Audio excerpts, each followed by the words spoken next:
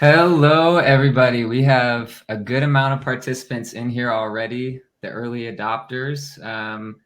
We are going to hold off for another minute or so just while some people are filing in from our keynote first session of today. So we'll get started in a few minutes here, or actually about a minute.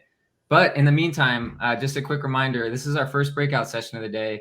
But please make sure to stay on throughout today to increase your chances of winning all the great prizes we have. So the longer you stay on, the better odds you have at that and the more opportunities. So just keep that in mind and hang tight. We'll get started here in about 30 seconds. Thanks.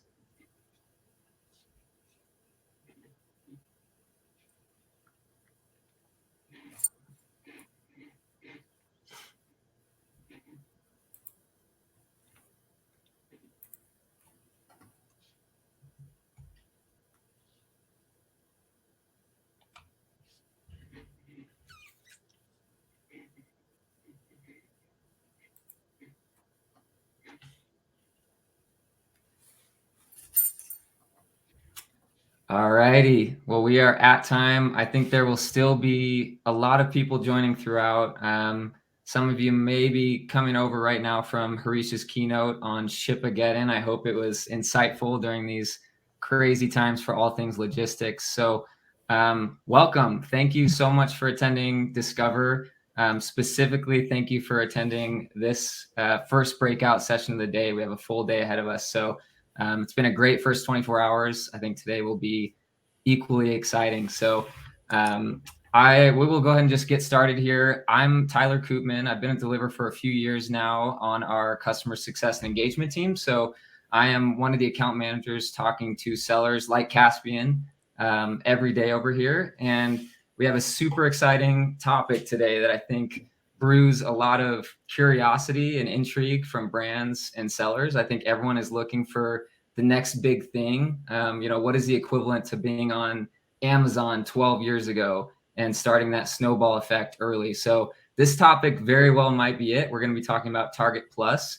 Target, of course, a big retail name that everyone knows, but has been making some incredible strides, really cool moves and growth on the e-com side as well. So to walk through that, we have Kaspien on the line, who I'll introduce in a second. A familiar name. This was formerly eTails, now Kaspien. Many of you probably have seen this name before. They really have been an industry leader for pretty much all things e-com, whether it be third-party selling, agency model, marketing, logistics, any and everything for, I think, over a decade now, I'm pretty sure. So Yep. It is a wealth of knowledge over there. Our two guests specifically, we're really lucky to have, who I'll introduce in a second. Just a quick details of this session. We will speak about Target from a high level. It's going to be, I think we have a handful of slides that mostly Megan and Jen will be going through with questions throughout. We'll talk about like high level Target, but also we're going to get into some of the technical aspects as well, just for people that are really interested in what it's like selling there. So we will talk about a little of the nitty gritty too. Please, I encourage everyone to use the Q&A box on the right. I will be monitoring that throughout the session and sort of adding in questions as they're applicable. If I don't get to anything, we also will have some time for Q&A at the end too. So please use that Q&A box and the chat on the right. I'll keep an eye on it. So without further ado, we have Megan and Jen. Great to see you both. Thank you so much for taking time out to do this virtual conference. Like I said, we're lucky to have you both. So I will go ahead and pass it over to you. If you don't mind, maybe just to start it off, give a quick intro, introduce yourselves, what you do at Kaspien, and we can just go from there. Yes, absolutely. So I'm Megan Lauterbach. I've been with Kaspien for almost 8 years at this point. And currently today, I am the GM of our third-party retail division. So I oversee our selling via our retail partnership on Amazon, Walmart, and Target Plus. I also work directly with our account management team that really works hand in hand with brands to bring their goals to life across all of the marketplaces. Jen, your turn. Perfect. Thank you. Yep. My name is Jen Johnson, and I am also going on 8 years at Kaspien. And my current title is a digital marketing specialist. And so my history at Kaspien has evolved. I've done a little bit of everything, it feels like, but right now my role really focuses on just listing content, the marketplace SEO, as well as advertising on some of our marketplaces. And my tie into Target is I'm actually one of the big contributors for getting our catalog live on Target as it is today. So I would say the main contributor. I was trying to be modest. Thank you so much. But yeah, excited to talk about Target with you guys today. Awesome. All right. So the agenda slide, Tyler went over really how we're going to break up this information. So a little high level about what is Target Plus, how that works, and then a little bit more nitty gritty information of how do you actually get products live? What does that look like? And then just some early success that we've seen on the marketplace to give you guys kind of a taste of, does this make sense for your brand at this moment? But also, Tyler, I wanted to say thanks to the Deliver team for allowing us to talk on this topic. It's something that is newer to Kaspien, as Target Plus is a newer platform, but something that we're really bullish about and super excited for all the progress that we've seen here. All right. So what is Kaspien? Again, Tyler gave a great high-level overview of who the heck we are. So we are a retailer in the e-com space, but we have evolved over the last, call it 5 years, to also offer a variety of seller services. So today we are able to support brands through a retail relationship where we take an inventory position and resell on the brand's behalf on marketplaces. We also have our agency division where we're actually able to operate brand seller accounts to help them sell on marketplaces. And then we have our software as a service division too, which really allows brands to utilize our technology that makes us successful and pour fuel on the internal team's fires that you guys already have built up in-house. All of that to say we take a very partnership-minded approach, and we realize that every brand has different goals for marketplaces. So it's not a one-size-fits-all strategy. We work very closely with the brands to understand their goals and how we can make them successful in relation to their goals on those marketplaces. All right.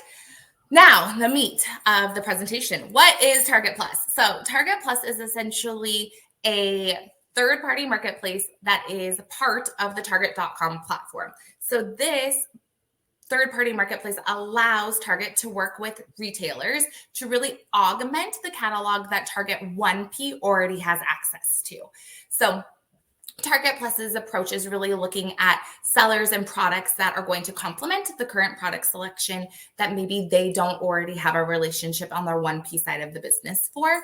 The products and how we really see this be successful is looking for brands and particular products that fill white space. So when you go on Target.com today, looking for segments in the marketplace where maybe they're not well represented or represented at all, but also really keeping in mind that target consumer, right? There's a very specific shopper on Target.com. So just because there's a white space for a product doesn't mean that that product's going to be successful. You also really have to think about the overall customer and that customer experience. All right. So from there, what is the main differences and why should brands really think about selling on Target Plus? So really, in my personal opinion, being in this space for, the last 8 years, I feel like Target saw everything that Amazon, Walmart, and others were doing and really learned from how they went about creating their marketplaces. So from a brand perspective, I feel like Target has done it really right by the brand and therefore really right by the consumer. So it's a gated marketplace, meaning that you as a seller is invite only and you have to adhere to very strict guidelines in order to get product to that consumer and making sure that that product is what the consumer wants, comes in great packaging, shows up, not damaged. They really want that end customer experience to be just as if they were buying directly from a Target owned product. So gated marketplace. One seller per listing. They're not interested in that retail arbitrage game that goes on Amazon and Walmart today. They really want, the best price in relation to what you're retailing across other marketplaces and not kind of this, race to the bottom or any of those pieces that are really going to hurt a brand in the long run. They just want the best product listed at the best price consistently for that best customer experience. They also offer in-store returns, which is definitely something that makes it very easy for a shopping customer and really goes one-to-one for how they want their experience to be seamless of if you shop in a store versus if you buy from Target 1P on Target.com versus that 3P seller. They really want the customer to not realize that there's a difference in how they're getting that product through their Target process. Target also goes through a very selective approval process when it comes to what products they allow on their marketplace. So really, they don't want, a ton of the exact same product. They don't want to clutter the marketplace. They want to add value to their marketplace. So they're really looking for the best product to fill their curated selection and offer additional product that maybe they don't have access to today. They also require that a brand's listing goes through content approval process prior to it ever going live on the marketplace. So really going to that best-in-class customer experience and carrying that through from the start of the process to the very end of the process and making sure that that customer knows exactly what they're getting and what to expect, and there aren't any hiccups in that process. They really want, again, that Target customer to have no idea that they're buying it from a third-party seller. They want that entire process to feel as if they're buying it in store or from Target themselves on Target.com. And then they also offer the in-app shopping, which is something that I think any retailer or e-commerce marketplace today is coming up the curve on, as most of our shopping is done on our phones. So I would say those are the key differences and really why brands should think about getting in that marketplace early to secure their white space, as we know that Target is looking for just very curated product selection, but also that they're doing it right by the brand and the customer. So it's not a risky move to start playing in this space. All right, Target.com growth. Because they have taken such a very strategic approach to how they have launched their marketplace and how the customer experience is seamless from shopping in store to online, you can only expect that their growth has been wild year over year. And it's only going to continue to trend that way. So they have had exponential growth year on year. And that is our hypothesis. And we're really excited to see it come to fruition, is that it's only going to continue to be exponential. Megan, we're getting a lot of great questions in the Q&A. One that is, I think, applicable here is Kaspien sells across all these different marketplaces. You've dabbled or are currently live on all of them. I'm just curious, can you speak to how is the performance on Target compared? Whether that's currently, how is the performance, if you want to talk about orders or something, or just in general, maybe in the first few months of launching on a platform, the immediate growth, like how does this compare to the other platforms you've sold on in the past? Yes. So obviously Target today is smaller than Amazon. So we're not going, I cannot tell you that our sales on Target are better than Amazon. That is just simply not the case. But what we are seeing is that Target's performance is better than some of the other longstanding marketplaces that we have been selling on, the eBays, the Walmarts. But again, it really comes down to that right product for that right target consumer and launching it correctly out of the gates. So we've taken a very strategic approach to the product selection and how we're curating brands for Target too, which I think is something that has really aided in that growth that we have seen.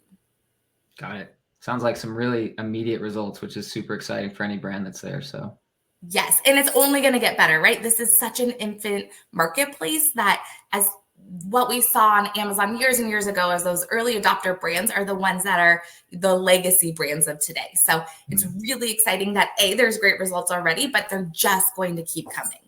Yeah. Thanks. All right, so that's high level on the Target marketplace. As you can tell, I'm very passionate about this. I feel like they're doing it so well and so right by the customer and the brand too.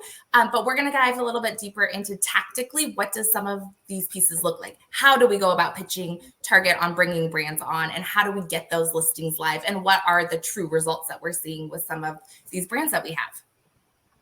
Perfect. Yeah, and I'll go ahead and jump in here to just talk a little bit about our process that Kaspien has as one of these approved sellers on Target.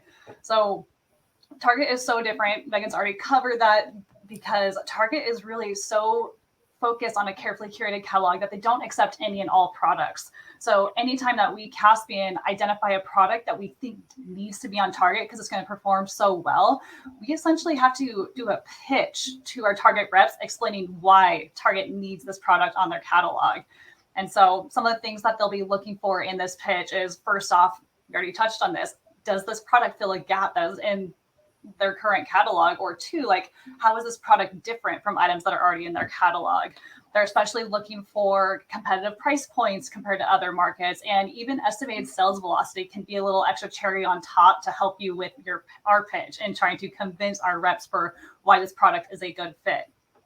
Once we've made our case, there's few different things that could happen. They could either say, nope, we don't need this product, thank you very much. They could ask for additional supporting information as to why this would be a good fit. And in the best case scenario, they give us the green light to list. And that is when we would start our typical content creation process on our side, where we are gathering, optimizing the brand's content, images, etc., to build out these Target listings. Once we've done this, we'll submit to Target, and we essentially wait for their teams to review and hopefully approve our content and then get our listings published for us. Jen, one question on this. Actually, I'm seeing a few on the Q&A similar to this, but I think it's genius. It makes so much sense from a shopper experience to not have to deal with the clutter. One seller per listing is a huge factoid that I hope everyone heard. That's really interesting. But highly curated content, but also I could see where this maybe takes some time. And that was a question, is how long does it take to get a product? It's already something to get approved on Target. Once you're approved there, how long does it take to get your listings approved? The product approval and also the content approval. Yeah, so that is a great question. And I hate to say it's kind of hard to answer just because there are so many moving pieces, both on Kaspien's end and Target's end. And especially when you factor in how careful we are with our content creation, and then Target's due diligence with our catalog and how they want that content to be represented to their customers.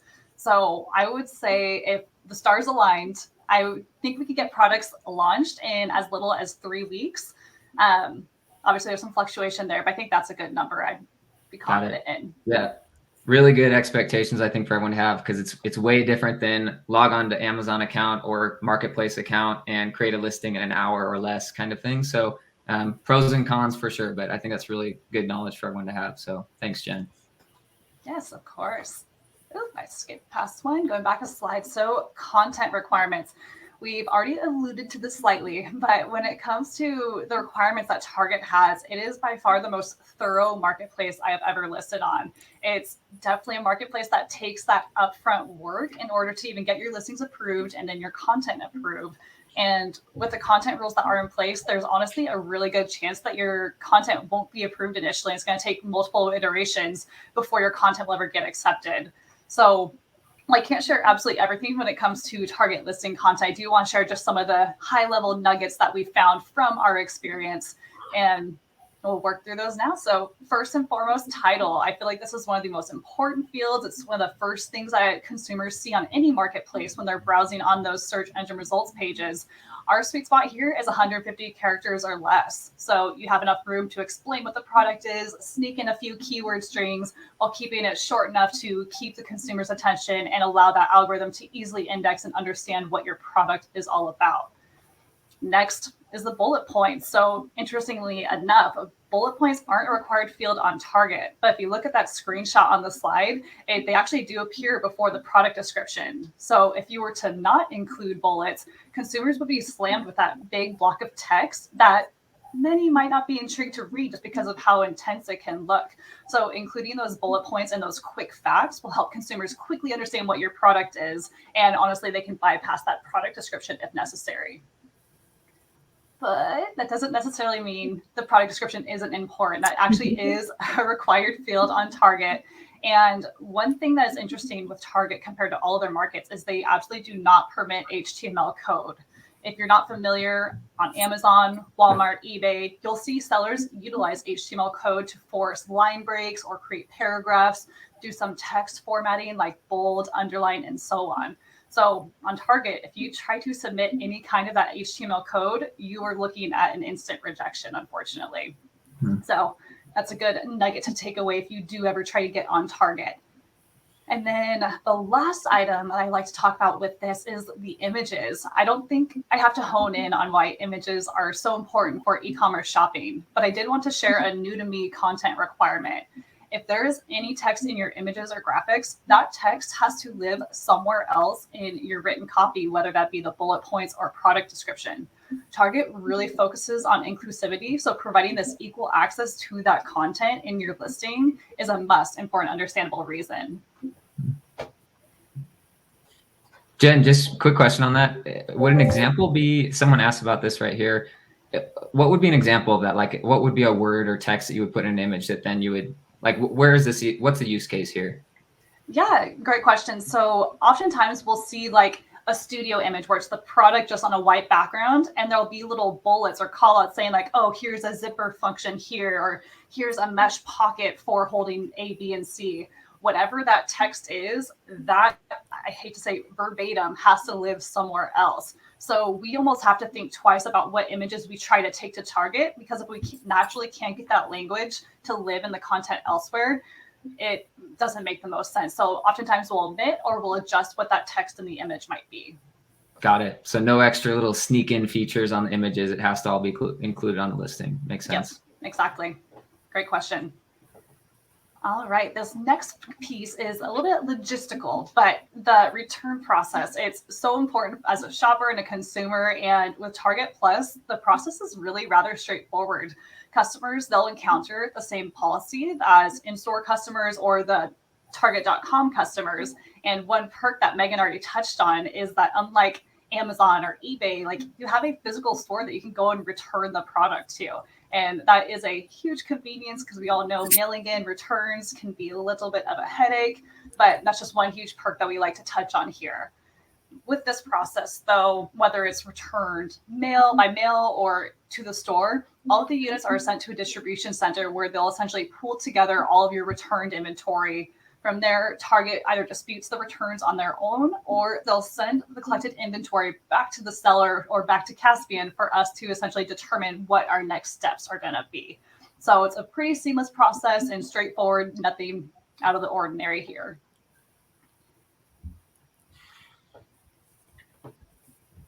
And marketing. Perfect. So Target does offer a wide variety of marketing tools to help your products perform on this market. As you can quickly tell from the slide, they do primarily use external service providers for a lot of their marketing tools.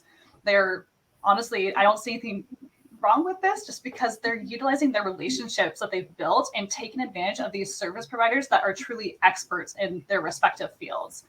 A couple of these you might recognize because they actually are used on many other marketplaces. So just a little nugget I have here is, if you already have an account with one of these service providers, you might already have an in to taking that skill or that tool to Target once you're able to sell over there.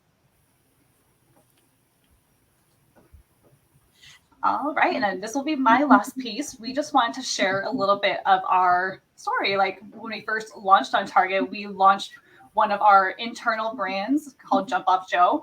It was launched on Amazon, I think, in late 2017. And when we got our approval to become a Target reseller, this was one of the first brands we took over there. So we launched around 6 SKUs in November in the toys category, November 2020. And the first 90 days, we did a little over 11K. And you can see in that table there how that compares to Amazon's first 90 days. But the biggest kicker here is that we hit these numbers on Target without any sort of advertising. So obviously, that's very exciting to see that organically they're taking off. And those other stats you can see, sales just continue to grow for us organically as we continue to build our catalog on the Target market. That's amazing. Such a cool example here.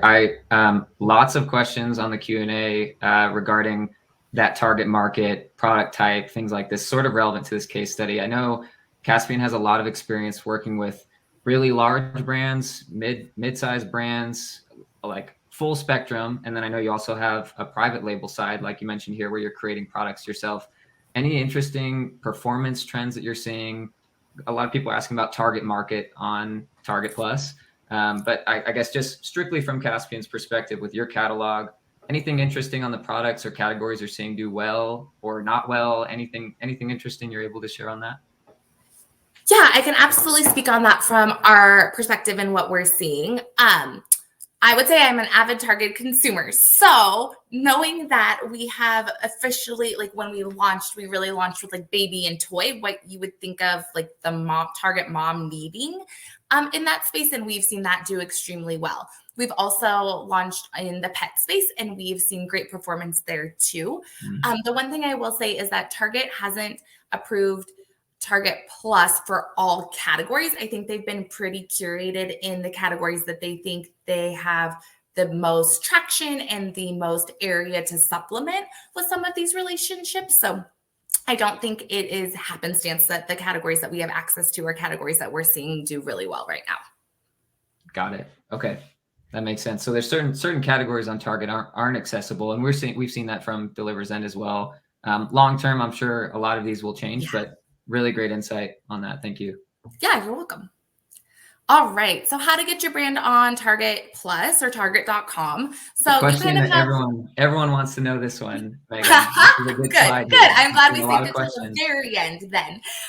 There's a handful of ways to do it, right? You can sell to Target 1P, which will then be represented on Target.com as well. You could sell through a third-party retailer such as Kaspien, and we could work through their approval processes through the relationships that we have. Or you could kind of have a hybrid approach, right? You could sell a little bit to 1P, but if they don't take the full selection, you could then work through a Target Plus seller to really build out the rest of your line. The one thing I will say that's a little bit unique in the Target relationship is that there seems to be really close communication between Target 1P and 3P. Specifically speaking for Kaspien, there's been situations where a large account that has a 1P relationship, the 1P seller will work with our 3P representative to say, hey, would you guys be willing to take on the rest of the selection? We don't necessarily want to bring on the full line, but we would love it represented on the marketplace for the customers. So it's been really cool to see how dynamic they are and how much they work together, which is definitely something we haven't experienced with Amazon retail versus a 3P seller or some of those other marketplace relationships. Got it. On this, Megan, so probably the single most asked question topic here on the right that I'm seeing. So I'm a brand. Everything that you said is yes, yes, yes. Wow.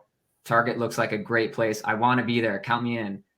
We have a lot of brands, we have resellers, all types of people listening in here. What would you say? Why would you point someone like sort of pros and cons of each of these? Like, I'm this brand, I want to add Target. Should I go, the 3P route, the 1P route, selling myself? Why should I or shouldn't I on any of those?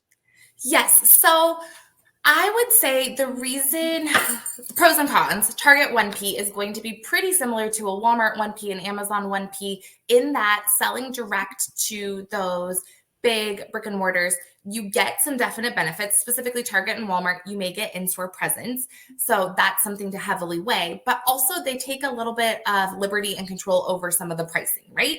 So if you're a very price conscious or price sensitive brand, you may want to look more towards the Target 3P route, specifically you representing or working with a trusted third party to represent your brand, because you might have a little bit more control over how your product is represented, what is taken, and what those price points or promotions are during those periods. I would say those are probably the biggest reasons. I would say 1P versus 3P. I will also say that working with a third party that has access to Target Plus, and if something were to happen, because there is just one seller per listing, you're not locked in. You could change your mind, or you could work to get your own seller account as a Target Plus seller as well. And they can transfer those selling rights to that new seller that is on the brand's behalf or brand's wishes. Got it. Okay. Jen, do you have anything to add? I don't know if I do, honestly. I feel like you covered a lot of it. Yeah, I don't have any additions there. I'm sorry. Yeah, no, that's okay. I just wanted to make sure I didn't miss anything. Yeah, the number one question, there was some pressure to answer it. Yeah, it's a big one over here. Maybe the one thing I would just add is the answer to this question might change over the course of the next 2 to 3 years. Maybe right now, the only option that you could have is working with a third-party seller, because the size of your brand, the size of your catalog, whatever the case, there's specific criteria that Target is looking for, like Megan and Jen mentioned. So maybe you don't have an option even right now for 1P or selling yourself. and 3P is the only option. But potentially in 2 years from now, you're in a category or in a space that is much more needed. And so just keep in mind too, I think this could change a lot over the course of the next few years. So absolutely. And that's a great point. And we've actually seen that already with some of the brands that we've had in on our Target Plus. Target 1P has now said, hey, we're interested in taking them on in store. So we are no longer able to list them, and Target will be the one listing them on the marketplace. But again, that communication is very dynamic and inclusive. So it's not a huge hurdle by any means. And it's been really cool to kind of see those transitions. All right, let's see. I think we have one last slide here. Oh, nope. We're on to questions and answers. I think you've got one more right here, Megan. Oh, shoot. Yeah. You're right. Why launch on Target Plus? I think we've hit that one home. But just to reiterate, I do think that this is a marketplace that is doing it very right out of the gates. And being an early adopter on the marketplace will set you up for long-term success. So we've seen that time and time again, each time a new marketplace launches, that really getting that foundation early on is what builds those legacy brands over time. Amazing. Thank you both so much. This was really a breeze cover of a super complex but super cool marketplace.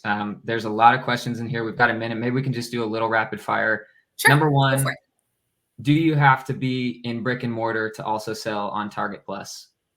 Do you have to be in brick and mortar Target brick and mortar of Target? No. So to have access to Target Plus, you do not have to be in their brick and mortar locations. Got it. Okay. Do you have to be a U.S. brand or a U.S. business to sell on Target? This was a question. You have to have a valid UPC. So if you are an international brand without a UPC, you cannot sell on Target Plus. Okay. Got it. And another one, I've seen a few about profitability.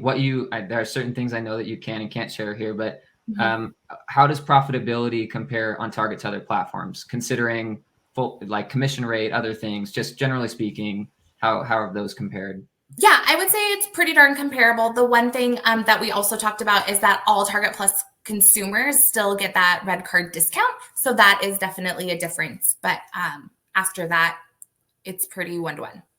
Got it. Okay. Awesome. Well, we are now 1 minute over. I want to just give enough time because I think for a lot of people here, the 3P route could be an amazing opportunity just early on, and Kaspien could be a great fit. I know, Megan, Jen, you wanted to mention a quick promo that you have for Discover listeners. Is that something exciting that is brewing here? It's super exciting. It's specifically for our agency division. So where we're able to help brands with seller accounts that they have and really use our expertise to make them that much more successful on the marketplace. And so if you're a part of the Discover conference, we are offering 20% off the fees that are associated with the agency division economics and all of those pieces. So awesome. If you are interested, you will know how to find us, and we are super excited to carry on these conversations.